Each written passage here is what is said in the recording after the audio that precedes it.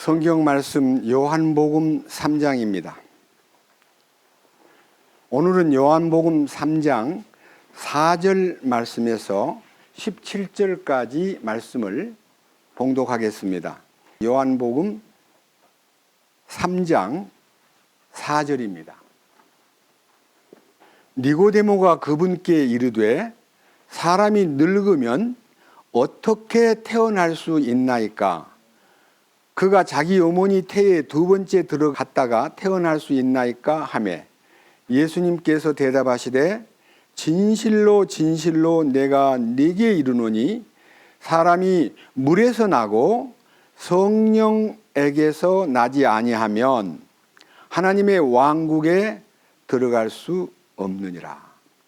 육에서 난 것은 육이요 성령에게서 난 것은 영이니 내가 네게 이르기를 너희가 반드시 다시 태어나야 하리라 한 것에 놀라지 말라. 바람이 마음대로 불매 네가 그것의 소리는 들어도 그것이 어디서 와서 어디로 가는지 알지 못하나니 성령에게서 난 사람도 다 이러하니라 하시니라. 니고데모가 그분께 응답하여 이르되 어찌 이런 것들이 있을 수 있나이까 하며 예수님께서 그에게 대답하여 이르시되 너는 이스라엘의 선생이면서 이런 것들을 알지 못하느냐? 진실로 진실로 내가 네게 이르노니 우리는 우리가 아는 것을 말하고 우리가 본 것을 증거하노라. 그러나 너희가 우리의 증언을 받아들이지 아니하는도다. 내가 땅의 것들을 너희에게 말하여도 너희가 믿지 아니하거든 내가 하늘의 것들을 너희에게 말하면 어떻게 너희가 믿겠느냐? 하늘로부터 내려온 자 곧 하늘에 있는 사람의 아들 외에는 아무도 하늘에 올라가지 아니하였느니라. 모세가 광야에서 뱀을 든 것 같이 사람의 아들도 반드시 들려야 하리니 이것은 누구든지 그를 믿는 자는 멸망하지 않고 영원한 생명을 얻게 하려 함이니라. 하나님께서 세상을 이처럼 사랑하사 자신의 독생자를 주셨으니 이것은 누구든지 그를 믿는 자는 멸망하지 않고 영존하는 생명을 얻게 하려 하심이라. 하나님께서 자신의 아들을 세상에 보내신 것은 세상을 정죄하려 하심이 아니요 그를 통해 세상을 구원하려 하심이라. 17절 말씀까지 말씀을 읽었습니다. 다시 한번 기도드리겠습니다. 사랑과 은혜가 풍성하신 주님, 우리는 2021년도 겨울 수양회를 우리 이 좁은 강당에서 함께 숙식도 하고 여러 가지 방법으로 우리가 많은 대화를 하지는 못하지만 간절한 마음으로 우리가 이번 이 네 번째 집회에 함께 참석했습니다. 주님께서 오늘 이 밤에 이 낮에 우리에게 말씀해 주실 거룩한 말씀을 우리에게 열어주시되 오늘의 명제는 사람이 어떻게 거듭날 수 있나요?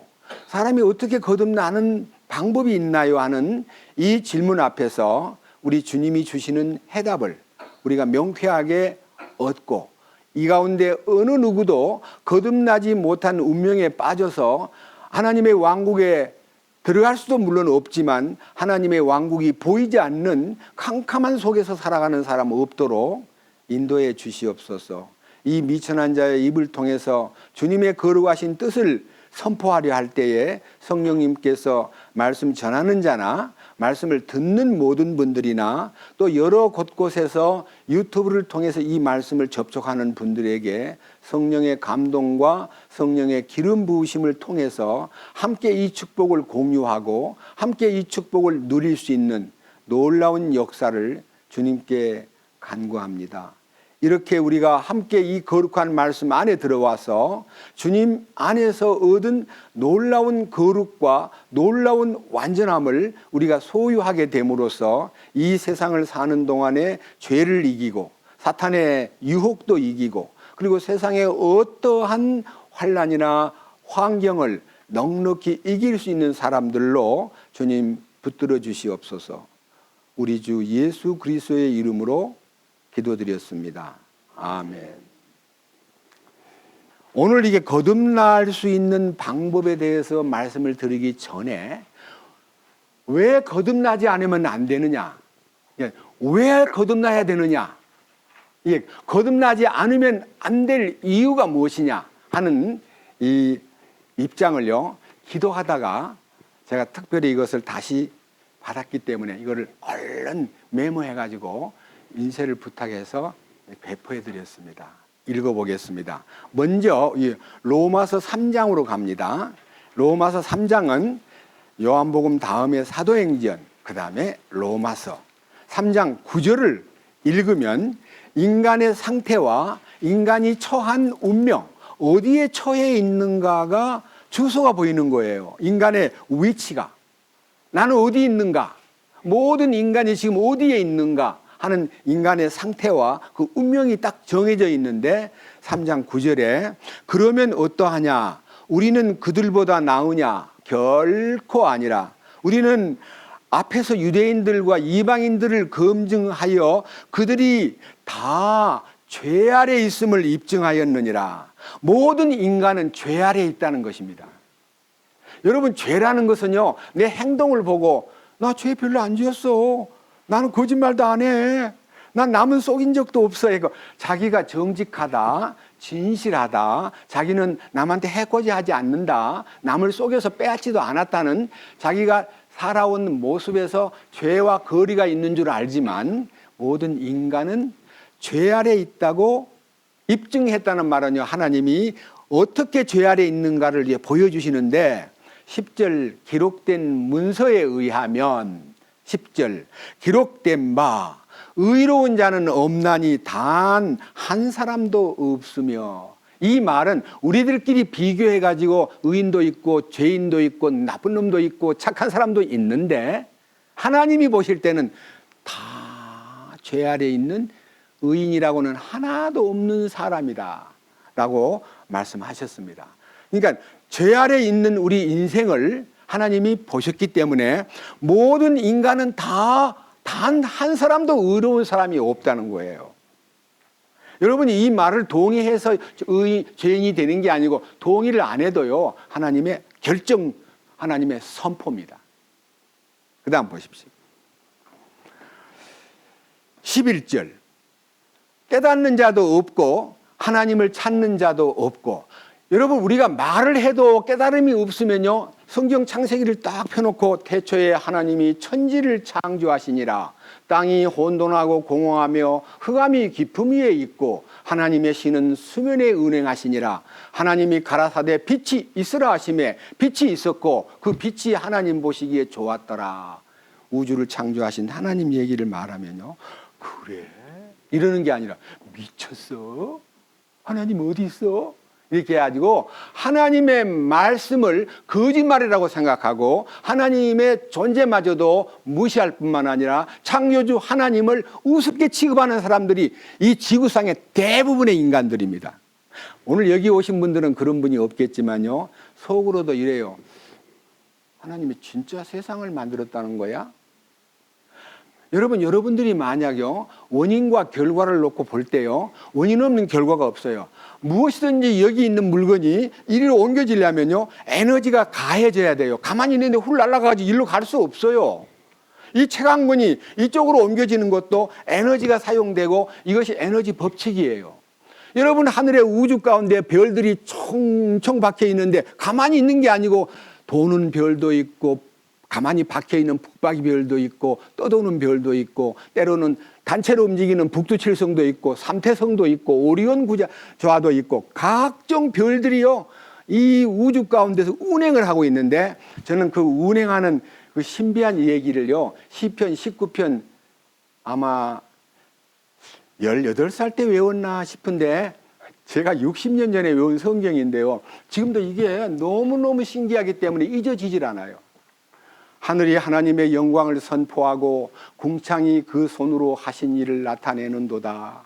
날은 날에게 말하고 밤은 밤에게 지식을 전하니 소리가 없고 그 소리가 없어도 그 말씀이 세계 끝까지 이르도다. 하나님이 해를 위하여 하늘에 장막을 베푸셨도다.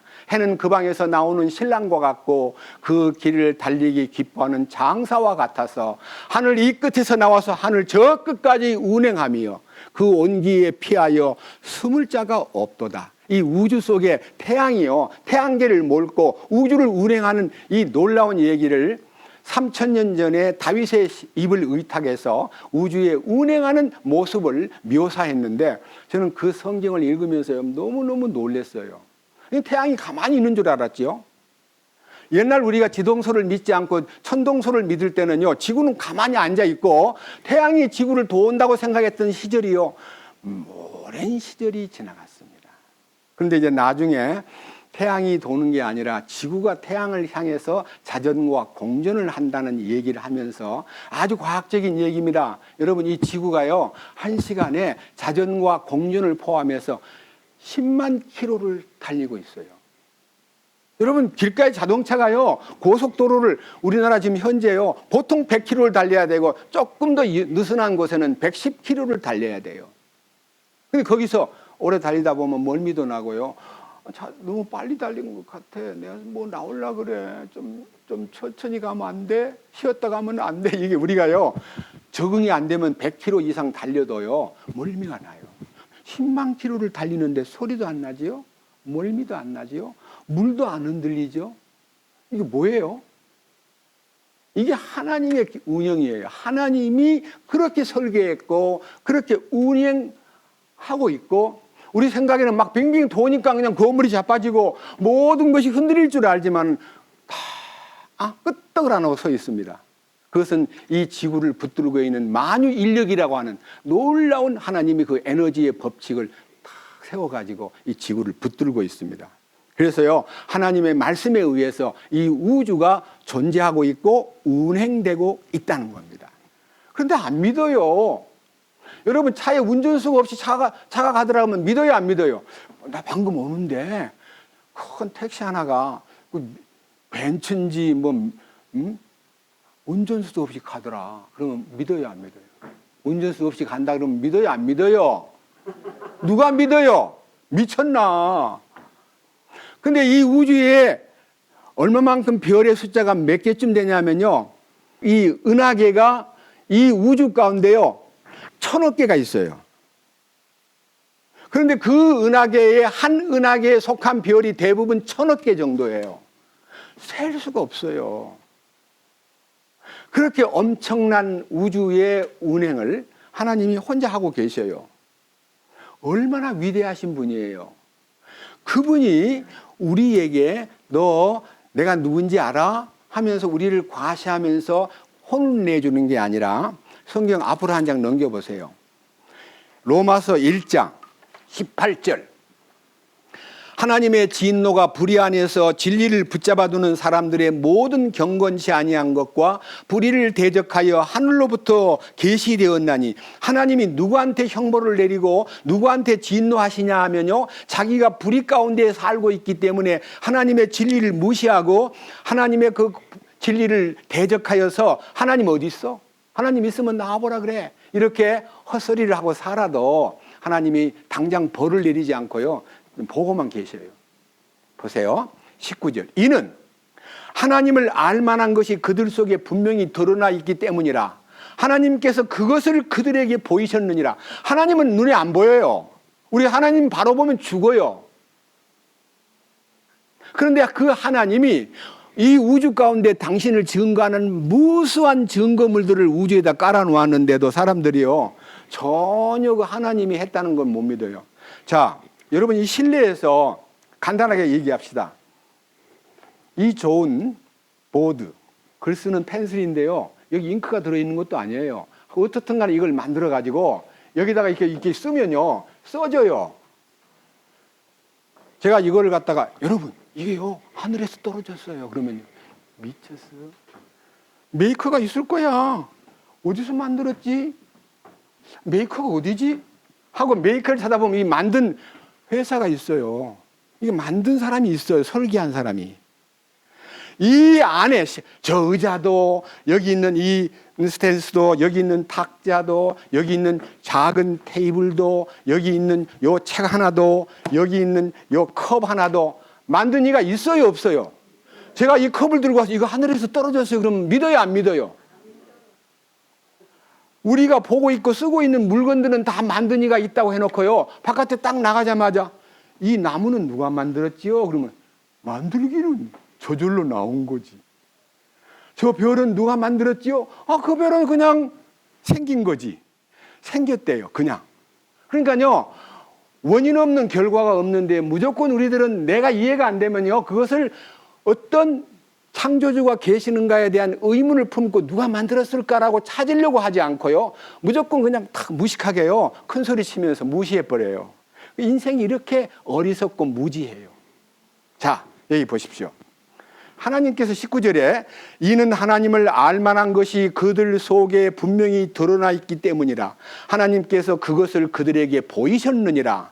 20절 그 하나님은 보이지는 않지만 그분의 영원하신 권능과 신격은 세상의 창조 이후로 분명히 보이며 만들어진 것들을 통해 깨달아 알 수 있나니 그러므로 그들이 변명할 수 없느니라. 나중에요, 하나님 앞에 가가지고 너 내가 만든 우주에서 네 숨을 쉬고 내가 준 공기를 마시고 내가 준 햇빛을 쓰고 내가 준 물을 먹고 내가 준 자연의 모든 혜택을 네가 누리고 살았는데 너 나한테 한 번도 감사단 말 안 하고 살았지? 하나님 앞에 가면요, 그게 다 드러나요. 그럼 그때요, 하나님이 해놓은 것을 모르고 무식하게 살던 자기가 얼마나 부끄러운지요. 말도 못하고 지옥 가야 마땅한 놈입니다, 더 이상 말씀하지 마세요. 아니야, 네가 한 거 다 내가 따져야 돼 하고, 그가 나면서부터 죽을 때까지 한 행위가요, 그 기록된 책에 다 펼쳐져요. 그걸 다 보게 돼요. 그리고 하나님이 이 뇌세포의 한정된 기억력을 다 살려내가지고요, 그걸 자기가 다 기억하게 만드는 거예요. 심지어 엄마 젖꼭지를 문 죄까지도 주님이 다 드러내는 거예요. 이게 인간이 갖고 있는 한계가 하나님 앞에 가서 다 드러나버려요. 여러분, 그분 앞에 여기 지금 성경에요, 제가 뽑아놓은 거 한번 봅시다. 요 밑에 2번 뭐라고 돼 있죠? 사탄의 지배 아래서 하나님의 왕국으로 옮겨져야 된다. 인간은 사탄의 지배 아래 사는데 그 네모 안에 공중권세 잡은 사탄의 지배 아래서 인생은 살고 있다. 그러면서 그 사탄의 지배 아래 있기 때문에 인간의 상태는 어둠 속에 갇혀 있고, 어둠에 있으면 뭐 보여요, 안 보여요? 마음이 어둡기 때문에 우주가 하나님의 능력으로 창조되었다는 것이 안 보여요. 말해줘도 안 들려요. 믿어지질 않아요. 왜? 사탄이 딱 잡아지고 거짓이야, 가짜야, 지어낸 말이야, 사기꾼 얘기야. 성경을 사기꾼 책이래요. 그런데 여러분, 이 세상에서 가장 정직한 사람, 가장 진실한 사람, 가장 깨끗한 사람은 그나마도 성경을 읽는 사람들 중에 다 들어있어요. 세상에요, 정치하는 사람들도, 심지어는요, 교육자들도, 많은 법을 집행하는 재판관들도 전부 다 어둠 속에 있기 때문에요, 잘난 척을 하고요, 똑똑한 척을 하지만요, 하나님 안에 있지 못하고 하나님의 통치 안에 있지 않고요, 사탄의 지배 아래 있기 때문에요, 어둠이 그 안에 꽉 차 있고, 두 번째는 혼돈이에요. 혼돈. 우주가 처음 창조될 때 혼돈과 공허와 어둠이 아니라 자기 속에 혼돈이 있는 거예요. 자기 속에 혼돈이 있는 거예요. 혼돈이란 말은요, 이랬다 저랬다 뭐가 뭔지 모르는 걸 혼돈이라 그래요. 세 번째 뭐라 그랬어요? 공허. 돈을 채우고 지식을 채우고 박사학위가 되고 뭐 온갖 것을 다 채워도 만족이 있어요, 없어요? 만족이 없어요. 저는 제가 알고 있는 훌륭한 박사님, 과학자 한 분이 있는데요, 굉장히 가난한 집에서 태어나가지고 정말 열심히 공부해가지고 고학을 해서 어떻게 해서 고려대학을 나오고, 그분이 이제 미국에 유학을 갔는데요, 자기 꿈은요, 박사를 받는 거예요. 그래서 그냥 올인해서 박사를 받으면 얼마나 행복해질까 하고 박사학위를 받는 그날, 이게 박사학위를 받는 거구나, 참 공허하다. 너무너무 공허하고 슬퍼가지고요. 박사학위를 받은 날 기뻐하지 않고요. 너무너무 가슴이 텅 빈 것 같아가지고 괴로워하다가 마침 축하 파티에서 사랑하는 어떤 친구로부터 우리 집회가 있는데 한번 가보시겠어요? 하니까 나 그런데 잘 안 가거든. 그러니까 이제 시간이 있으면 좀 한번 가봅시다. 드러나 봅시다 해가지고 성경을 가르치는 집회에 참석해가지고 그가 진리에 눈을 뜬 순간에 그 공허가 메꿔지는 것을 경험했다고 간증하는 간증 소리를 들은 적이 있습니다. 여기 보십시오. 왜 혼돈과 공허와 어둠이 심령에 깔려 있느냐? 그것은 죄 때문이다.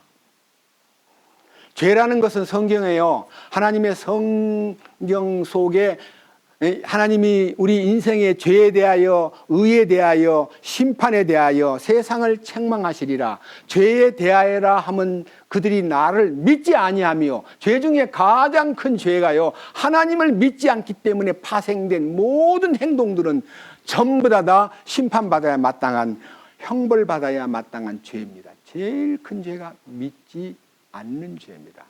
뭘 믿지 않냐? 성경을 믿지 않습니다. 예수를 믿지 않습니다. 이 거룩한 진리를 믿지 않습니다. 예수님이 우리 위해서 십자가를 지신 놀라운 이 우주의 가장 큰 사건인 십자가의 사건에 자기가 연루되어 있다는 것을 전혀 알려고도 하지 않고 말해주어도 거부하는 사람들이 이 땅에 너무너무 많습니다.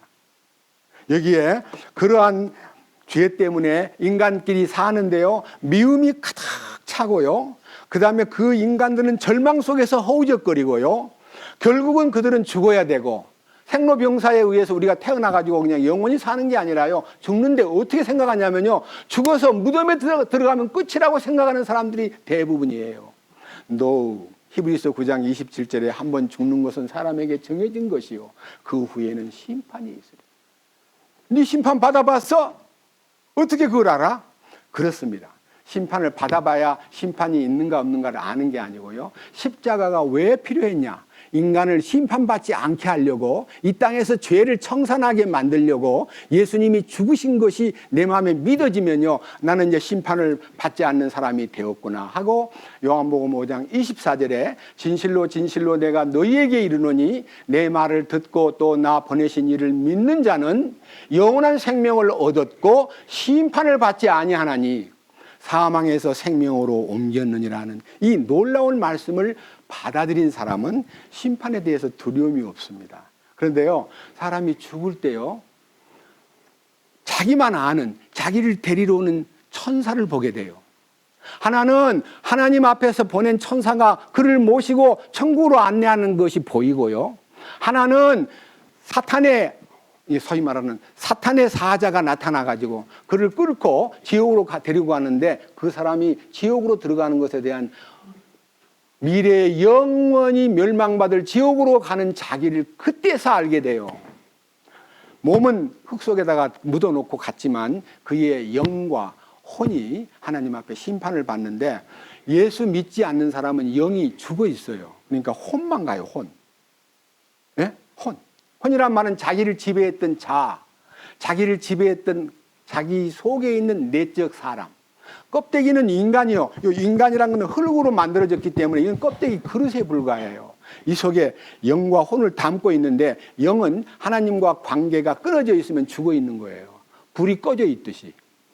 존재는 하는데 죽어 있어요. 기능이 없어요. 영이란 것은 하나님과 인간관계를 맺어가지고 통신을 하는, 대화하고 모든 기도를 통해서 만나고 응답을 받고 하는 이 채널이 영인데, 영이 죽어 있으면 기도를 아무리 잘해도 하나님과 전혀 통신이 이어지지 않습니다. 여러분, 장난감 전화기를 들고 돌려가지고 번호를 똑똑똑 씹어가지고 혼자서 여보세요?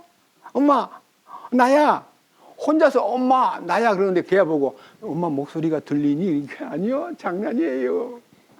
그 전화는 자기 혼자만 짓거릴 수 있지만요, 우리가 진정으로 이 전신전화국에 딱 가입이 돼가지고 있는 통신은요, 어디든지 미국이든 한국이든 친구든 뭐 이웃이든 가까운 데 있든 멀리 있든 통화가 되잖아요. 하나님에게 가입이 돼야 하나님이 정한 사람들이 통화가 가능한 그 통신 기능을 가진 사람이 영의 기능을 살아있는 기능으로 이해할 수가 있는 거예요. 예, 밑에 보세요.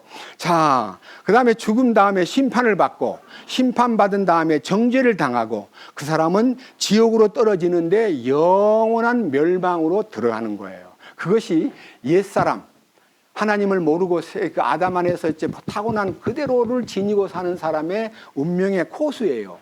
근데 여기에 다 처해 있는데도 불구하고 자기는 아무 상관이 없다고 생각하고 사는 사람이 대부분이에요. 근데 이 앞에 보세요. 옆으로 가보면요. 하나님의 통치라는 난 속에 하나님의 왕국으로 들어가면 어두움 대신에 빛이 나타나고 어둠은 사라지고 혼돈 대신에 정돈이 되면서 질서가 서고 그 다음에 공허함 대신에 충만함이 나타나서 하나님의 부요를 누리게 되고 그 다음에 죄에서 벗어나가지고 의롭다함을 얻은 의인이 되고 그 다음에 미움 속에서 허우적거리던 인생이 사랑의 그 뜨거움을 누리고 그 하나님과의 관계도 사랑으로 관계가 열리고 그리고 사람과 사람 사이에도 비로소 사랑이 나타나는 거예요. 그리고 그 다음에 절망에 빠져서 늘 한숨 짓고 살던 사람이라도 이 진리를 알고 예수님을 만나면 소망이 생기고 희망을 갖게 되는 거예요. 그리고 보이는 세상에만 몰두하지 않고 영원한 나라에 소망을 두고 사는 아주 활기찬 크리스찬이 되는 거예요.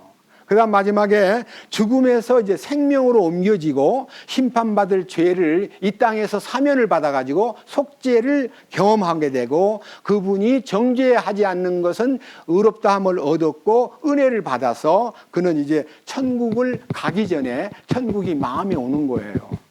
멀리 배던 하늘나라 내 마음속에 이루어지니 하는 이 내적인 천국이 속에 나타나는 거예요. 그 사람이 영원한 생명을 누리고 영원한 생명이 있는 새 예루살렘으로 가게 되고 그를 새 사람이라 그래요. 새 사람이라는 말은요, 결심해가지고 의지를 단단히 세워서 행실을 바꾸는 것이 새 사람 된 게 아니라요, 내가 죽고 옛사람이 죽고 주님의 생명이 제 안에 나타나가지고 새 생명으로 살아가는 모습이 껍질로는 바꿔지지 않은 것 같아도요, 내적인 변화가 생겨가지고 하나님의 선하시고 기뻐하시고 완전하신 뜻을 따라서 사는 놀라운 변화를 입은 사람을 거듭난 사람이라 그렇습니다.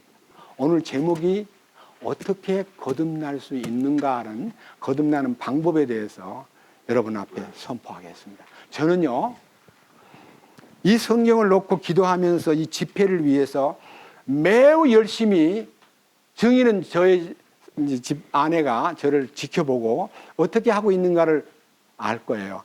2021년도 그러니까 작년 12월 7일 날 화요일 날요, 전 새벽 4시에 딱 깼습니다. 꿈을 꾼 거예요. 꿈꾸다가 깼어요. 왜 꿈을 꿨냐면요, 이 성경 어떻게 거듭날 수 있나요? 라고 묻다가요, 말씀을 이게 되씹고 있다가요, 잠이 들었는데 꿈속에서 막 성경이 열리는데 꿈을 딱 깨니까요, 성경이 탁 펼쳐지는 거예요. 내 뇌리 속에. 그래서 즉시 그냥 일어나자마자 성경을 펼쳤는데 성경을 읽는 중에 주님의 응답이 제가 2번 얘기했습니다. 강단에서 설교할 때. 거듭나는 것은 하나님의 종합 선물 세트를 받는 거다. 이렇게. 하나님의 종합 선물 세트를 받는 거다. 이렇게 딱 나오는 거예요. 제가 그거를요, 여러분 앞에 제시하기 전에 하나님이 우리를 거듭나게 하는 방법은 반드시 하나님의 능력이 동원되는데 여기 성경에 이렇게 나와 있어요. 요한복음 3장으로 갑니다. 이 답을 먼저 보고 그 다음에 이 답에 의해서 여러분 앞에 진실로 하나님이 우리에게 나타내고자 하시는 커다란 뜻을 말씀 올리겠습니다. 3장 5절입니다. 요한복음 3장 5절. 예수님께서 대답하시되 진실로 진실로 내가 네게 이르노니 사람이 물에서 나고 성령에게서 나지 아니하면 하나님의 왕국에 들어갈 수 없느니라. 육에서 난 것은 육이요 성령에게서 난 것은 영이니 내가 네게 이르기를 너희가 반드시 다시 태어나야 하리라 한 것에 놀라지 말라. 여기에 답이요. 거듭나는 것은요, 물에서 나고 성령에게서 나는 거다. 이렇게 해가지고, 그럼 물은 무엇이고 성령은 뭐냐? 이거를 성경학자들이요, 세 가지로 논해놨는데, 여러분들은 그 중에 어느 걸 택하든지 자유지만요, 저도 30년이 넘도록 물을요, 말씀이라고 알았어요. 에베소 5장 26절에 물로 씻어 말씀으로 깨끗하게 하여, 물로 거듭나는데 씻어야 되는구나, 속죄를 받아야 되는구나. 성령을 통해서 나는 것은 하나님의 은혜지만은요, 물 하면요, 말씀이라고 알았고, 성령은 이제 성령의 역사가 말씀을 통해서 우리에게 변화를 일으키는데, 그것은 성령의 감동과 감화와 성령의 충만함이 나타나가지고 우리 인생이 바꿔지는 과정이 있기 때문에 물을 말씀으로 알았습니다. 그런데요, 다른 학자들 가운데 성경학자들, 특별히 현재 살아 있어가지고 세상 사람에게 가장 영향을 많이 주는 미국의 펜사콜라 신학대학원의 학장인 피터 러크만이라는 나이가 참 많은 미국 플로리다의 펜사콜라에 있는 소위 말하는 성경침례교회의 최고 고수가 쓴 주석 성경, 제가요 그 성경책을 주석을 하나 구해가지고요, 요한복음 주석서 77페이지를 보니까요, 이분은 물을, 성경에 나와 있잖아, 사람이 물에서 나고 성령에게서 나지 아니하면이라고 말하듯이, 육에서 난 것은 육이요, 성령에게서 난 것은 영이니, 육에서 난 것은 육이요. 육이 뭐냐? 우리가 뱃속에서, 엄마 뱃속에서 나올 때 물 타고 나오지 않았느냐? 물에서 나오지 않았느냐? 우리가 잉태된 어머니 뱃속에서요, 만 9개월을 지내다가 10달 딱 될 때 나오는데, 어머니 뱃속에서요, 양수를 타고 탁 나와요. 양수를 타고. 그 양수가요, 뭔가 했더니 양수는요, 이렇게 씁니다. 양수라고. 양의 물. 참 희한해요. 양수. 예? 자, 양수인데요, 양수에 4가지 기능이 있는데 한번 들어보세요. 태아를 임산부의 배에서 어디서 부딪히거나 눌려가지고 충격을 받지 않도록 완충작용을 하는 이 아이를 보호하기 위해서 아주 싸고 있는 양수. 정말 고마운 거예요. 두 번째, 양수는 태아의 성장을 돕고, 태아가 양수 속에서 팔과 다리를 움직이면서 양수가 방향도 정하고, 애가요 막 움직여요. 그 움직이는데 운동하는 장소예요, 이 양수 속에서. 세 번째, 양수는요 향균 작용과 체온 유지 기능을 하고, 태중의 아기가 각종 질병과 감염으로부터 안전하게 보호받는 특별한 물이에요. 마지막, 양수는 엄마가 아이를 출산할 때에 양수가 먼저 터져가지고 자궁의 입구를 열어줌으로써 이 아이가 그 물을 타고 무사히 윤활유 역할을 하는 양수를 타고 어머니 그 작은 자궁 그 문에서요, 엄마가 물론 힘을 써주니까 열리긴 하지만요, 그걸 타고 푹 튀어나오는 거예요. 있을 때는 거꾸로 누워 있는 것처럼 사진에 찍히는데요, 나올 때는 머리가 먼저 나와가지고 아주, 만약 다리가 먼저 나온다면 곤란해요. 나오다가 사고가 날 수도 있어요. 그러니까 이 양수는 물이다. 그래서 물에서 나는 것은 육에서 난 것을 말하기 때문에 이 펜사콜라 대학의 유명한 소위 피터 러크만 박사는요, 육체로 나는 것이 물에서 나는 거야. 그것은 다 똑같아. 그래서 물에서 나는 거는 육신에게서, 엄마 뱃속에서 태어날 때 물에서 나온 거야. 그게 물이 바로 양수야 라고 강하게 부르짖으면서 다른 이론을 막 뒤엎는 이론을 그가 쓴 요한복음 주석서 77페이지에 잘 나와 있어요. 저는 이 말씀을 강조하는 것은, 저는 이 말씀을 참 과학적인 얘기 같은데요, 주님이 말씀하신 그 물은 그런 물이 아니라는 것을 저에게 말씀으로 보여주었습니다. 저는요 66년도부터 2000년도까지 34년 동안은요, 우리를 거듭나게 하는 이 물은 말씀이다, 말씀이라고 철저하게 믿고 있다가요, 제가 성경을 깊이 기도 속에요, 2016년 11월 6일 날요 성경을 보다가요, 물이 탁 보이는 거예요. 물이. 그 물이 무슨 물일까 하고 기도하다가요, 성경 하나만 우선 봅시다. 베드로 전서 3장, 그 물을 소개하겠습니다. 베드로전서 3장 20절. 이 영들은 노아의 날에 방주를 예비하는 동안에 곧 하나님께서 한번 오래 참고 기다리실 때에 불순종하던 자들이라. 방주 안에서 물로 말미암아 구원받은 자가 몇 안 되니 곧 8혼이라. 여러분, 노아 방주, 노아 시대 때 이 인간이 너무나 죄가 관영하고 하나님의 그 뜻에 어긋나기 때문에 이 지구를 멸망시키기로 결정하고 홍수를 내리는데 40일 동안 막 하늘에 궁창이 열리고요, 땅 속에 있는 물들이 터져가지고 이 지구를, 산을 다 덮어버렸어요. 그래서 물에 잠겨서 다 죽었는데요, 노아 방주 안에, 그 물에 둥둥 떠있는 방주 안에 들어있는 8식구만 구원을 받았더래요. 여러분, 노아 방주 안에서 8명만 물로 말미암아 구원받은 자가 몇이 안 되는데 8명뿐이었다. 그런데 여기에서는 이 원어에 보니까 8명 그러지 않고 8혼이라고 말했습니다. 혼이라는 것은 사람을 말합니다. 존재, being, self, 나 자신을 말하는 것이에요. 자, 21절. 그 일과라면 노아 홍수 사건과 동일한 모형이 있는데 그것이 침례다. 예수 그리스도의 부활로 말미암아 이제 또한 그가 우리를 구원하나니 침례를 통해서 구원받게 하는 게 있다는 거예요. 침례를 통한 구원이 무슨 구원일까요?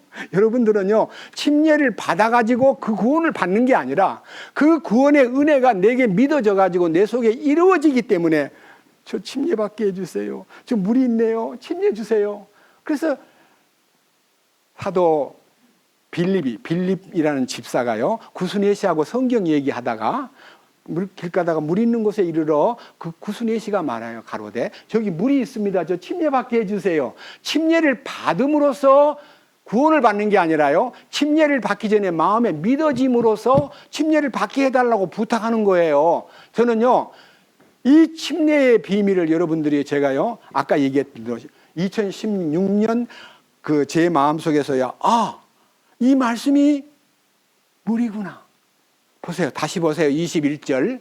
그 일과 동일한 모형, 노아 홍수 사건과 딱 똑같은 모형이란 말은요, 그것은 하나의 그림자고 실체가 있는데 그 실체가 침례를 통해서 예수 그리스도의 부활로 말미암아 이제 또한 우리를 구원하나니 이것은 육체의 더러운 것을 제거하는 것이 아니요 선한 양심이 하나님을 향하여 응답하는 것이라. 예, 우리의 영의 기능 가운데 가장 깊은 내적 기능이 양심의 기능입니다. 여러분, 양심이요 다 썩어 있고 죽어 있어요. 예수 안 믿으면 다 양심이 죽어 있고 썩어 있어요. 그런데 예수님을 통해서 변화를 받고 그 십자가에 연합을 할 때 양심이 되살아나요. 양심이 선한 양심으로 살아나가지고 선한 양심이 하나님 저 여기 있어야 하고 하나님께 응답을 하는 사람이 돼요. 전에는 하나님의 응답이 아니고 양심에 탁 가책이 오면 그 정도 거짓말 해가지고 그러면 어떻게 돈을 벌고 어떻게 살아? 아니 그거는 복잡해. 그거 생각하지 말자고 이렇게 해가지고 양심이 아픈 거를요 싹 지우려고 노력을 해요. 근데요, 예수를 믿으면요 아주 작은 것 하나도 양심에 하나님이 노라고 말하면 딱 응답하게 되겠죠. 하나님 잘못했어요. 제가 부끄럽습니다 하고 양심이 되살아나면요, 하나님에게 아주 민감한 양심의 선한 양심이 가동이 되면서 하나님께 응답하는 때인데 언제부터냐? 침례를 받은 다음부터예요. 그럼 침례를 어떻게 받느냐? 로마서 6장으로 갑니다. 자, 로마서 6장. 침례가 무엇을 의미하느냐 하면은, 자, 로마서 6장 3절. 예수 그리스도 안으로 침례를 받은 우리가 다 그분의 죽음 안으로 침례를 받은 줄 너희가 알지 못하느냐? 침례는 무엇이냐? 예수님의 죽음 안으로 들어간 간증이 침례입니다. 예수 그리스도 안으로 죽음 안으로 들어가기 위해서 침례를 받는 게 아니라 예수 그리스도 안으로 들어가는 순간에 주여, 난 죽었습니다. 저 침례 받게 해주세요. 장례식이 필요합니다. 보세요, 4절. 뭐라 그랬어요? 그러므로 우리가 죽음 안으로 침례를 받아 그분과 함께 장례되었나니. 맞아요? 안 맞아요? 묻혔다는 말은 장례식 했단 말 아니에요. 맞죠? 자, 그러니까 침례를, 죽음 안으로 침례를 받음으로써 그분과 함께 묻히는 순간에 그걸로 끝나는 게 아니라 이것은 그리스도께서 아버지의 영광을 힘입어 죽은 자들로부터 일으켜진 것 같이 우리도 생명의 새로움 속에서 걷게 하려 함이라. 자, 저를 보세요. 어떤 사람이 침례받고자 합니다. 옛날 저가 참 이 침례에 대해서 뜻을 모를 때는요, 구원 받으셨어요? 네. 어떻게 받으셨어요? 저 이사야 53장 4절 이하에서요, 예수님이 나를 위해서 찢기시고 상하신 그 말씀을 듣다가 제 모든 죄가 해결된 걸 믿게 되었습니다. 그래요. 주님, 사랑하는 형제 누구누구 성부와 성자와 성령의 이름으로 침례를 주노라. 그러고는 그를 붙잡고요, 둘이서 붙잡고 물에다가 넣어요. 그러다가 푹 일으켜요. 사람이 서 있을 때는, 물에 서 있을 때는 사망의 바다에 서 있는 거고요. 물에 서 있는 거고, 그를 물속에 넣을 때 장례식을 하는 거예요. 물속에다 넣은 건 장례식이에요. 그 다음 그를 일으킬 때는 부활에 참여하는 거예요.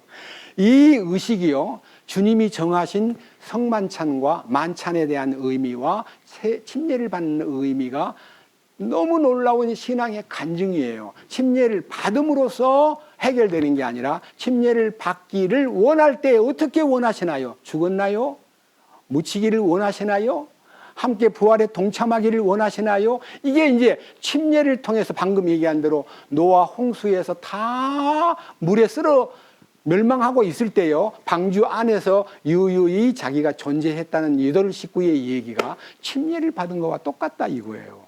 동일한 모형으로 침례를 통해서 예수 그리스도의 선한 양심이 내 속에 이식이 돼가지고 그리스도의 성품화됨으로써 아담 안에 있는 더럽고 나약한 아담의 모든 기질들은 죽어버리고 예수 그리스도의 새 생명의 성품으로 하나님의 성품에 참여하는 자가 됨으로써 하나님의 선한 양심이 저에게 심어지고 그 양심에 의해서 조종이 되기 때문에 선한 양심의 인도를 받는 거예요.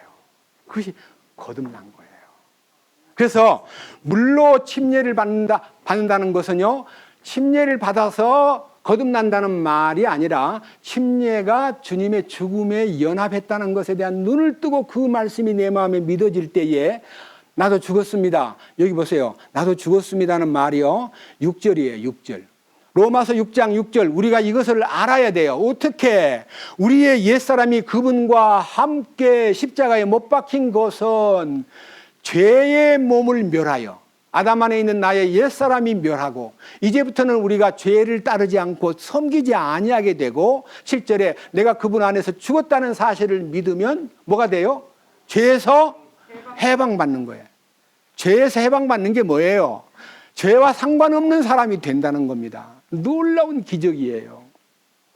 그래서 제가 어제 저녁 때 얘기할 때요, 일반 교회에서는요, 죄를 싫어하고 죄와 싸우는 것이 거듭난 증거다 그러는데 죄와 싸울 필요가 없어요. 주님이 이미 죄를 끝내버렸는데 뭐 죄를 싸워요. 죄하고 싸울 일이 어디 있어요. 다 끝났는데. 그러니까 죄가 쳐들어오면 우리는 할 일이, 주님 제가 원해요. 주님한테 맡기기만 하면 주님이 야, 너 왜 여기 뭐하러 왔어? 하고 주님이 탁 막아주셔요. 주님만 부르면 죄와 싸울 필요가 없어요. 덤벼! 붙어! 이렇게 하는 게 아니에요. 주님이 다 이기셨어요. 그래서 자, 8절. 만일 우리가 그리스도와 함께 죽었으면, 함께 죽었다는 말은 십자가에 연합이 되면 그분과 함께 어떻게 돼요? 살 줄을 믿는 거예요. 그리스도께서 죽은 자들로부터 일으켜지셨으므로 다시 죽지 않듯이 사망이 그분을 지배하지 못하듯이 10절 그분께서 죽은 것을 통해 친히 죄에 대하여 단 한 번 죽으셨으나 살아계심을 통해 친히 하나님께 대하여 살아계시나니 하는 말은요, 주님이 죄와 싸워가지고 죄를 정복하여 지옥에다가 다 던져버리고 부활했다고 하는 그 주님 안으로만 딱 들어가면 나도 죄가 그 십자가에서 해결된 그 상태대로 주님을 향해서 살게 되고 죄에 대해서는 죽게 됨으로써, 그 다음 디테일한 얘기입니다. 11절 이와 같이 너희도 너희 자신을 죄에 대하여 참으로 죽은 자요 하나님께 대하여는 예수 그리스도 우리 주님을 통해 산 자로 여길지어다. 여길지어다라는 말은요, 너무너무 재밌는 얘기예요. 여길지어다라는 단어를 찾아보니까요, 헬라 말로 간주하다, 장부에 기장하다. 장부에. 너 장부에다 써놔. 끝났다고. 예, 감사합니다. 예수님 덕분에 저는 죄가 죽었습니다. 세상과 더불어 죽었습니다. 그래서 갈라디아서 6장 14절에 나는 십자가 외에는 아무것도 자랑할 것이 없나이다. 십자가를 통하여 내가 세상에 대하여 죽었고 세상 또한 나를 대하여 죽었습니다. 그래서요, 세상이 날 보고 재수 없다 그러고요, 취미 없다고 나한테 접근을 안 하려고 그래요. 내가 세상을 싫어하니까. 그래서 우리들 속에서 세상 사람들이 예수 믿고 바보 됐다 그러고 무시해도요, 제가 늘 자주 불렀던 찬송가 하나 또 불러보겠습니다. 세상 사람 날 부러워 아니하여도 나도 또한 세상 사람 부럽지 않네. 하나님의 은혜를 생각할 때에 할렐루야 찬송이 저절로 나네. 이 놀라운 간증이 우리 삶 속에 흘러야 돼요. 저는 그렇게 몰두하고 참 열심히 살려고 학생 때 참 4시간밖에 안 잤어요. 솔직히 엄청나게 투쟁했어요. 나와 싸웠어요. 잠이 오면은 방법이 없으니까요, 바깥에 나가서 막 때리고요. 그때 뭐 방법이 있어야죠. 돈도 별로 없는데. 새벽 공기를 마시면서 엄청나게, 목적이 뭐예요? 성공. 무엇인가 25살 때까지 나는 꼭 무엇인가를 이루어야 되겠다. 만약 그게 이루어지지 않으면 난 죽을 거야 하고 목표를 걸고요, 아주 15살 때부터 10년 동안 제 인생에 대해서 가장 중요한 시기에 몰두했는데요, 공부를 좀 잘하니까요, 남녀공학하는 학교였는데 여자들이 자꾸 편지를 보내요. 그래서 제가요, 그들을 불러가지고 이랬어요. 나 지금 연애할 시간이 없거든. 미안해. 나 그런 시간 없어. 나중에 보자. 나중에 내가 25살 된 후에 보자고. 이렇게 하면서 다 이렇게 물리치니까 그들이 하는 말이 자기들끼리 모여가지고 저 완전히 미쳤네. 그렇게 제가 미친놈 취급을 받았습니다. 그때 거듭난 사람은 아니었습니다. 찾느라고 막 몰두하다 보니까 딴 게 안 보여요. 연애할 시간도 없었어요. 그래서요, 23살 때 구원받고요, 25살 되던 해에 이 군대에서 제대하고 난 다음에 그때부터 비로소 인생을 이제 누리기 시작했어요. 주님 안에서. 조금씩 누리면서 사는데 아까 말한 대로 내적인 변화가 일어나지 않았기 때문에 흔들리는 신앙생활을 하면서 모순이 꽉 차 있고 아주 이상한, 그러니까 앞뒤가 안 맞는, 그러니까요, 겉으로는 믿는 척하고 막 웃고 있지만요, 속으로는 눈물 흘리고요. 겉으로는 찬송 크게 불렀지만 속에는 아픔이 막 뒤따르고요. 양심이 늘 고동치는 생활을 했댔는데 2000년 7월 둘째 주일 9일 되는 오후 2시에 갈라디아 2장 20절 말씀이 제게 나타나서 십자가에 죽었다는 사실과 예수님이 내 안에서 이젠 주인이 되셨다는 사실과 이제는 남은 생애를 내가 육체 안에 있으나 예수 그리스도가 나를 위해 죽으신 그 놀라운 사랑의 믿음, 그분의 믿음 안에서 산다는 것이 제게 딱 발견됨으로써 모든 절망, 근심, 걱정, 탄식, 염려를 다 주께 내려놓고 주님 인도를 따라서 지금까지 높고 낮은 사람들 앞에 이 복음을 전하는데 주님 부르시는 그날까지 함께 이 거룩한 대열에서 여러분들이 같이 손잡고 가기를 원하기 때문에 이렇게 외치는 거예요. 제가요, 종합 선물 세트를 한번 여러분 앞에 열어드리겠습니다. 자, 우선요, 그것이 어떤 것이냐를 알게 하기 위해서 이 물에 대한 신비를 여러분 앞에 선포하겠습니다. 창세기 1장으로 갑니다. 창세기 1장 9절부터 읽어보겠습니다. 제일 앞에 2페이지군요. 창세기 1장 9절입니다. 하나님께서 이르시되 하늘 아래의 물들은 한 곳으로 함께 모이고 마른 육지는 드러나라 하시니 그대로 되니라. 여러분, 처음 창조할 때는 물밖에 없었어요. 물밖에 안 보여요. 이 육지는요, 물속에 들어있었어요. 하나님이 육지야 드러나라 하니까요, 이 사망의 바다에서 물속에서 육지가 올라오는 거예요. 보세요, 그렇게 되어 있잖아요. 예? 하늘 아래 물들은 한 곳으로 함께 모이고 마른 육지는 드러나라 하시니 그대로 되니라. 하나님께서 마른 육지를 땅이라 부르시고 물들이 함께 모인 것을 바다들이라 부르시니라. 하나님께서 보시기에 좋았더라. 왜 바다라 하지 않고 바다들이라 그랬어요? 여러분 지도를 놓고 보세요. 대서양, 태평양, 많은 남극양, 북극양, 바다가 여러 개가 있습니다. 원래는 지구는 한 덩어리였습니다. 올라왔습니다. 노아 홍수 이후에요, 지구의 대륙 이동이 돼가지고 5대양 6대주로, 대양은 5개가 있고 대륙이 6개로 붙어 있기도 하고 떨어지기도 하고, 오세아니아주는 떨어졌잖아요. 조금씩 붙어 있기는 하나야. 원래는 한 덩어리 지구가요 갈라져 가지고 5대양 6대주가 된 거예요. 근데 여기는 처음 창조기 때문에 묻이 물속에서 탁 드러나는 거예요. 보세요, 밑에 1장 10절. 하나님께서 마른 육지를 땅이라 부르시고 물들이 함께 모인 것을 바다들이라 부르시니라. 하나님께서 보시기에 좋았더라. 하나님께서 이르시되 땅은 풀과 씨 맺는 채소와 각 자기 종류대로 열매 맺는 과일나무 곧 열매 속에 씨가 있는 과일나무를 땅 위에 내라 하시니 그대로 되어 땅이 풀과 자기 종류대로 씨 맺는 채소와 자기 종류대로 열매 맺는 나무 곧 열매 속에 씨가 있는 나무를 내니라. 하나님께서 보시기에 좋았더라. 그 저녁과 아침이 셋째 날이더라. 그렇습니다. 부활에 대한 비전입니다. 이 지구가 땅 물속에 들어있는데요, 이 쫙 드러났어요. 그리고 하나님이 여기에 각종 채소와 열매 맺는 과일나무와 모든 오곡백과를 여기다가 실었어요. 그리고 꽃이 피고 열매 맺는 놀라운 지구가 된 거예요. 여러분, 그게 뭐예요? 이 비천한 죄인이요, 사망의 바다에서 주님이 이렇게 세워가지고 부활 능력을 딱 나타내면 그때부터 부활의 열매, 의의 열매, 생명의 열매, 빛의 열매가 맺히기 시작하는 거예요.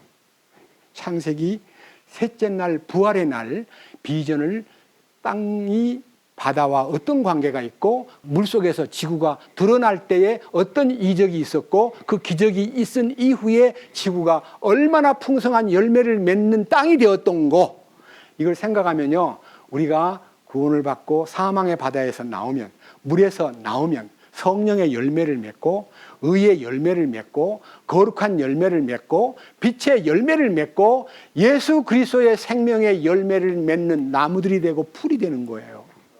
이게 우리 신앙생활이에요.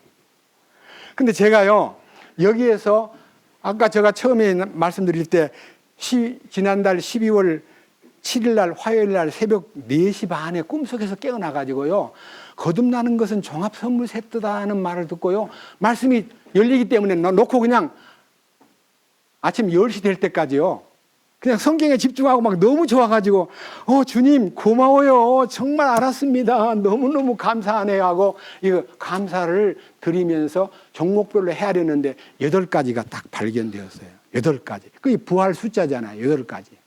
8 식구가 구원받듯이 8째 날에 주님이 부활했듯이, 주님이 8째 날이 왜 부활이에요? 안식 후 첫날이 8일째 아니에요. 안식일은 7일까지가 안식일이고 첫날이면 8일째 되는 날 예수가 부활했다는 거예요. 그 8이라는 숫자는 기독교의 공인된 부활의 숫자입니다. 자, 여러분에게 베드로전서 1장으로 안내하겠습니다. 베드로전서 1장. 번호를 매기세요. 제가 불러드릴 테니까요. 자, 1장 먼저 2절입니다. 1장 2절. 놀라운 얘기입니다. 1장 2절에 뭐가 나오냐면요, 예수님의 핏부림이 나와요. 핏부림. 자, 2절. 곧 하나님 아버지의 미리 아심에 따라 성령의 거룩히 구별하심을 통해 순정함과 예수 그리스도의 핏부림에 이르도록, 핏부림 안으로 들어오도록, 핏부림에 이른다는 말은요, 도달하도록 선택받은 자들에게 편지하노니 은혜와 평강이 너희에게 더욱 많이 있기를 원하노라. 여기에 2절은 예수님의 피입니다. 예수님의 피가 무슨 의미가 있습니까? 여러분 단순하게 예수님 피밖에 없네, 예수 피로 죄 씻네, 예수 피가 죄를 씻는 것만 효능이 있는 줄 알지만 그 피의 효능은 엄청납니다. 제가 여러 번 얘기했습니다. 피의 효능으로 죄도 씻고, 피의 효능으로 레위기 17장 11절에는 혼도 씻고, 피의 효능으로 지성소로 안내하고, 피의 효능으로 사탄을 물리치고 이기는 자가 되고, 요한계시록 12장에는 피로서 사탄을 이긴다 그랬어요.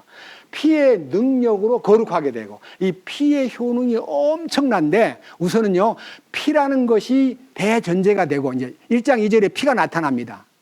종합 선물 세트 중에서 중심에 예수님의 보혈이 나타난 거예요. 그 다음에 3절, 하나님 곧 우리 주 예수 그리스도의 아버지를 찬송하리로다. 그분께서 자신의 풍성하신 긍휼에 따라 죽은 자들로부터 예수 그리스도를 부활하게 하심으로 우리를 다시 낳으사. 부활하심으로 하는 이 부활은요, 피 흘림은 죽음을 의미하고 3절에는 부활을 의미하는데, 이 부활 능력으로 우리를 거듭나게 한 거예요. 여러분이 거듭나냐고 물을 때요, 어떻게 거듭났습니까?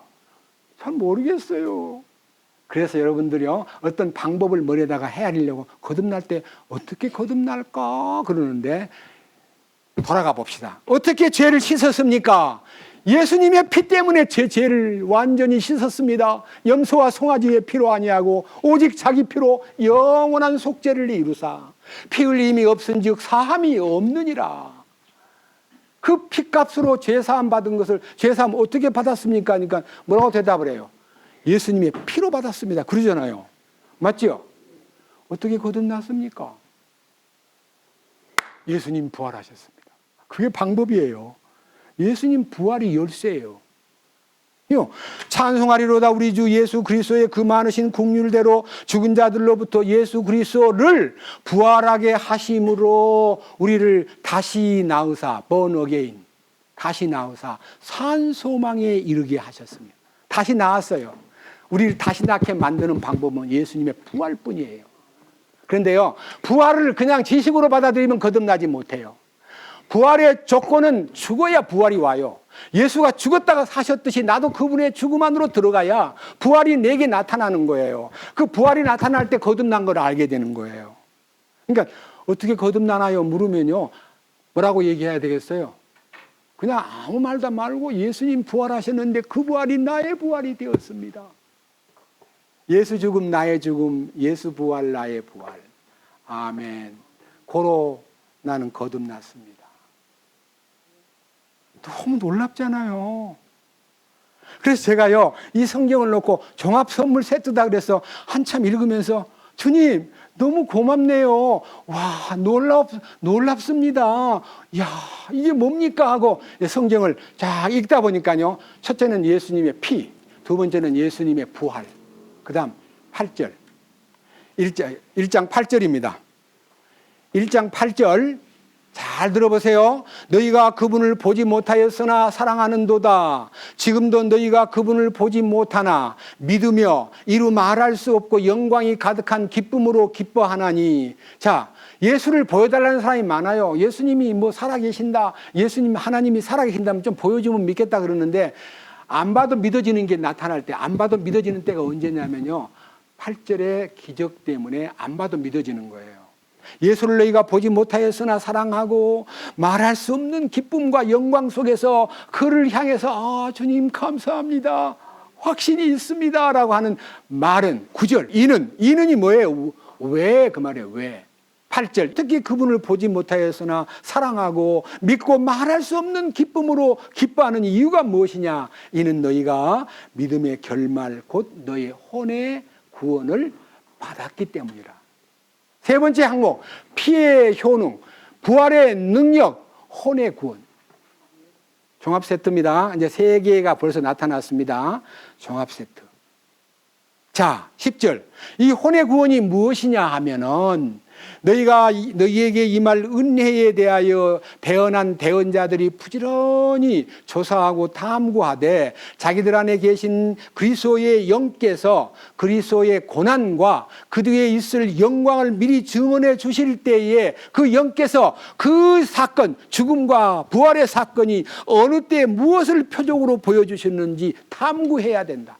왜 주님이 죽으셨냐? 왜 그가 부활하셨나? 그것이 어느 때 어느 시기에 누구를 위해서 된 거냐? 나를 위해서 된 거구나. 그래서 내가 예수님과 함께 연합됨으로써 내 모든 혼이 깨끗해진 것과 그 축복이 내 안에 믿음의 결말이라는 것을 알게 돼요. 믿음의 결말이라는 말은요, 믿음의 정지부예요. 믿음의 믿음의 기초가 물론 있긴 하나 믿음에서 믿음으로 나가야 돼요. 믿음 하나만, 죄사함 받은 믿음만 하나만 갖고는 부족해요. 믿음의 결말로 나가야 돼요. 그래서 히브리서 12장에 믿음의 창시자요 완성자이신 예수님을 바라보자.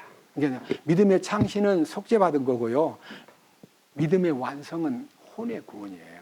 혼의 구원으로 마무리가 돼야 돼요. 보세요, 여기. 이 놀라운 사실이요. 아까 첫째, 예수 2절에서 핏부림, 3절에서 부활. 여기 지금 놀랍게도 여기 8절, 9절에서 혼의 구원. 혼의 구원이 있는데요. 혼의 구원을 받고 나니까 무슨 일이 벌어지냐면요. 13절.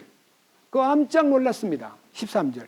그러므로 너희 마음의 허리를 동이고 정신을 차려 예수 그리스도께서 나타나실 때에 너희에게 가져오실 그 은혜로 인하여 끝까지 소망을 가질지니. 그러니까 주님을 기다리는 사람으로 바꾸어지면서 그다음 무슨 생활이 시작되냐면요. 14절. 너희는 순종하는 자녀로서 전에 알지도 못한 때의 정욕들에 따라 너희 자신을 꾸미지 말고 오직 너희를 부르신 분께서 거룩하신 것 같이 너희도 온갖 종류의 행실에서 거룩할지니라. 기록된 바 내가 거룩하니 너희도 거룩하라. 거룩에 눈을 뜨는 거예요. 거룩에. 여러분 혼의 구원을 받고 나면요 거룩이 보여요. 왜? 휘장이 찢어졌기 때문에 지성소가 열리듯이요. 지성소가 주님의 거룩이 가득 들어있는 곳이기 때문에 그 지성소에 들어가서요. 어떤 성물에도 접촉만 되면 거룩해져 버려요.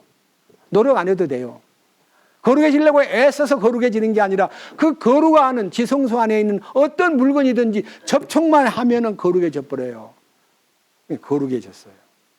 자, 핏부림, 부활 능력, 혼의 구원. 네 번째는 거룩. 거룩을 발견했습니다. 거룩을 발견하고 나니까 주님이 음성이 들려와요. 저는요, 그 음성을 주의 깊게 생각하고 있습니다. 자, 여기 18절. 18절. 다섯 번째입니다. 너희가 알거니와 너희 조상들로부터 전통으로 물려받은 너희의 헛된 행실에서 너희가 구속받은 것은 은이나 금같이 썩을 것들로 된 것이 아니요 오직 흠도 없고 점도 없는 어린 양의 피 같은 그리스도의 보배로운 피로 된 것이니라. 이게 뭐예요? 예? 점도 없고 흠도 없고 꾸짖음을 받을 것도 없는 거룩한 존재로 예수의 피로 인하여 깨끗해졌다고 하는요 영원한 속죄. 그러니까 죄사함 받은 것도요 거듭남의 선물 세트 안에 들어있는 한 항목이에요. 근데 너무 크게 보이니까 그걸 하나 끄집어내가지고 야, 나 죄사함 받았어, 너무 좋아. 야, 죄사함 받은 걸 가지고 저도 30년 넘도록 달려왔습니다. 죄사함 받은 거 그 종합 세트를 다 들여다봐야 되는데요 하나만 끄집어내가지고 죄사함 받은 거. 부활은요 머리로만 부활을 알고 거룩도요 혼의 구원은 생각도 못하고요. 왜? 영혼 구원인 줄 알았지 무슨 혼의 구원이 따로 있냐? 지금도요 많은 분들이 혼의 구원이 무슨 따로 있어? 미쳤어? 니나 믿어. 이렇게 해가지고 혼의 구원을 우습게 보는 사람이 많습니다. 그래서요 우리를요 처음 구원받을 때 그 보따리를요 다시 찾아봐라. 거기 하면 네가 뺀 그 죄사함 받은 은혜는 한 항목에 불과하고 거기 7가지가 들어있다. 그걸 알아야 돼요. 종합 선물 세트입니다. 그 다음 보세요. 또 제가 너무 감사하게 이걸 읽고요 주님 영광을 받으십시오 하고 너무 감사했던 성경이 베드로전서 1장 23절입니다. 아까 3절에서 예수 그리스도의 죽은 자 가운데서 부활하심으로 말미암아 우리를 거듭나게 하신 하나님께서 23절 너희가 다시 태어난 것은 썩을 씨에서 난 것이 아니요 썩지 아니할 씨에서 난 것이니 살아있고 영원히 거하는 하나님의 말씀으로 된 것이니라. 모든 육체는 풀과 같고 사람의 모든 영광은 풀의 꽃과 같으니라. 풀은 마르고 그것의 꽃은 떨어지되 오직 주의 말씀은 영원토록 지속되나니 복음으로 너희에게 선포된 말씀이 이 말씀이니라. 여기 25절에 말씀이라는 말은 로고스가 아니고 레마입니다. 이 말씀이 문자로만 보였던 이 말씀이 하나님의 음성으로 다가오면서 나 거듭났구나 그러면서 모든 육체는 풀이요 그 모든 영광은 풀의 꽃이다. 인생관이 바뀌고 가치관이 딱 바뀌어버려요. 내가 그렇게 내 자신을요 아주 우대하고 우선 나만을 받들고 나를 잘 인정받으려고 사람들한테 인정받고 존경받고 대우받는 사람 되려고 노력했댔는데요, 이 거듭나고 나니까 이거 아니야. 이거 배설물이야. 그래서 내게 유익된 모든 과거에 제가 쌓아놓았던 이력이나 모든 노력이나 모든 인간관계에서의 신용이나 모든 것을 다 주님 뭣도 모르고 이거를 막 키우고 확장하려고 애를 썼는데 알고 보니까 제가 헛일을 많이 했네요. 죄송합니다 하고 그것을요 단순하게 버린 게 아니라 해로 여길 뿐더러 해. 나를 이 신앙생활에서 방해를 준 것은 육신의 일이었구나. 그것이 해가 되고 그 다음 또 한 가지는 더 깊이 나가면 배설물로 여김은 바꿔져 버려요. 인생관이 바뀌었어요. 확실히 바뀌었어요. 너무 감사해가지고요 그냥 더 안 보려다가 또 봐줬어요. 아 이게 또 이것도 있구나.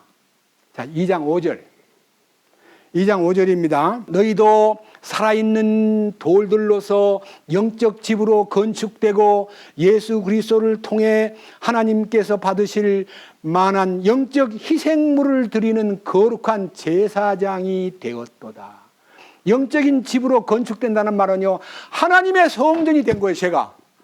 제 덩어리가 하나님의 성전. 이 내 마음 성전 삼고 주께서 계시네. 나보고 성전만 구경하라 그러지 않고 너 이제부터 거룩한 제사장이 되었어. 제사장으로 임명을 받은 거예요. 신분 상승이 된 거예요. 항상 남한테 의지하고 목사님한테 의지하고 유명한 박사님한테 의지했던 신앙생활이 말씀에 의해서 너는 성전이 되었고 너는 영적인 희생물을 드리는 거룩한 제사장이 될 것이라 그랬습니까? 되었대요. 우리 누구예요? 여러분 거듭난 사람은 제사장입니다. 제발요. 설교하는 사람만 제사장인 줄 착각하지 마세요. 여러분 모두가 다 제사장입니다. 그걸 더 입증하는 성경이 9절입니다. 입증하겠습니다. 그러나 너희는 선정된 세대요 왕가의 제사장이요. 거룩한 제사장이라고만 안 하고요. 로열 제사장, 로열 패밀리입니다. 하나님의 가정의 제사장으로 제사장이 되면요. 왕가의 제사장이 되면요. 너무 특별한 제사장이 스페셜한 제사장이 된 거예요. 그리고 거룩한 민족이 되었고 특별한 백성이 되었고 너희를 어두움에서 불러내어 자신의 놀라운 빛으로 들어가게 하신 분에 대한 찬양을 너희가 전하게 하려 함이라. 그 놀라우신 분을 찬양하고 영광 돌리기 위해서 우리는 인생의 삶이 나 자신의 영광을 위해서 나 자신의 출세를 위해서 노력했던 생활을 이제 그분을 영광스럽게 하고 그분을 높이기 위해서 우리는 몰두할 수밖에 없는 사람이 되었어요. 신분이 상승된 거예요. 저는 이 말씀을 읽고요. 야, 종합선물 세트 참 크다. 주님 감사합니다. 이 말씀이 마음에요. 그렇게 크게 다가오고 마지막 8번째 3장으로 가겠습니다. 3장 18절 베드로전서 3장 18절 그리스도께서도 죄들로 인하여 한 번 고난을 받으사 의로운 자로서 불의한 자를 대신하셨으니 이것은 그분께서 육체 안에서 죽임을 당하셨으되 성령으로 말미암아 살아나셔서 우리를 하나님께로 데려가려 하심이라. 그분께서 또한 성령으로 말미암아 감옥에 있는 영들에게 가사 선포하셨는데 이 영들은 노아의 날 방주 예비할 동안에 하나님께서 오래 참고 기다리실 때에 불순종하던 자들이라. 방주 안에서 물로 말미암아 구원받은 자가 몇이 안 되니 곧 8혼이라. 그것과 동일한 모형 곧 침례가 예수 그리스도의 부활로 말미암아 이제 또한 우리를 구원하나니 이것은 육체의 더러운 것을 제거하는 것이 아니요 선한 양심이 하나님을 향하여 응답하는 것이니라. 여러분 분명히 알아두십시오. 거듭나면 천사가 된 거 아닙니다. 육신을 지닌 채 이 속에 있는 옛사람이 죽었을 뿐이고 새 사람이신 주님이 내 안에 이제 입획을 했기 때문에 어린 소자, 아직은 아기로 우리가 탄생된 것과 똑같기 때문에 성장해야 됩니다. 성장해야 돼요. 그러니까요, 처음부터 그냥 천사같이 죄를 안 짓는 완벽한 사람이 된 게 아니라 죄를 지을 수 있는 유혹에 많이 노출된 사람으로 세상을 살아가는데 주님이 주인이 되셨기 때문에 주님이 내 생애의 운전수가 되셨기 때문에 날 보고 네 운전대 나한테 맡기고 너 이 조수석에 앉아 하고 나를 데리고 주님이 내 인생을 운전하시기 시작합니다. 주님이 완벽하게 운전하십니다.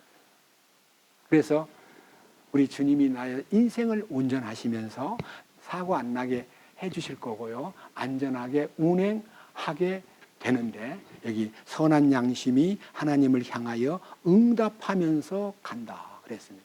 선한 양심의 아주 맑고 깨끗한 양심의 소리에 민감한 사람으로 바꿔져 가지고 제가 여기 지금 더 많이 있는데요. 우선 여기는 8가지만 얘기하는데 4장 1절 이어진 겁니다. 그러므로 그리스도께서 우리를 위해 육체 안에서 고난을 당하셨은즉 주님이 육체 속에 십자가의 고난을 다 받으셨던 것처럼 그와 같이 너희도 같은 생각으로 무장하라. 주님 죽으심으로 무장하라.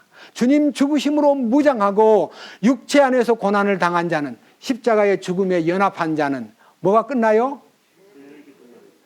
죄가요 이미 끝나버리는 거예요. 죄가 끝나버리는 거예요. 이게 놀라운 기적이에요. 죄가 끝나는 거예요. 죄에 대해서 죽어버리는 거예요. 이게 거듭난 사람에게 나타나는 기적이 바로 우리 주님이 거듭남의 종합선물 세트를요, 아까 얘기했던 대로 피 흘림을 통해서 부활 능력을 통해서 우리를 속죄도 하고 우리를 혼의 구원도 받게 하고 우리를 거룩하게도 하고 우리를 하나님이 보시기에 합당한 놀라운 거룩한 제사장이 되게 하고 성전이 되게 하고 이기는 자가 되게 하고 이렇게 놀라운 사실이 쭉 나오기 때문에요. 제가 너무 감사해가지고요. 읽고 또 읽고 아 주님 이제 죄가 끝났군요. 너무 감사합니다 하는 이 신분 상승이 된 것만으로 만족하지 않고요. 죄를 다스리는 사람이 되었고 그래서 우리가 이 땅에 인생에 사는 목적은 뭐라 그랬어요? 그리스도를 나타내고 또 하나는 땅을 다스리는 거예요. 그러니까요.